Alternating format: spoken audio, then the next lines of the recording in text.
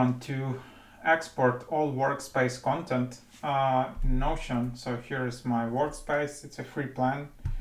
Just go to settings, and then here settings, and then here you can just click export all workspace content. So as far as I know, it's free, but if you want to export members, you will need to go to enterprise plan. So export all workspace content, HTML, PDF, or CSV. To PDF, you need to go enterprise. Okay, let's try CSV file. So 26 pages. Then you will get it as download here as the zip archive.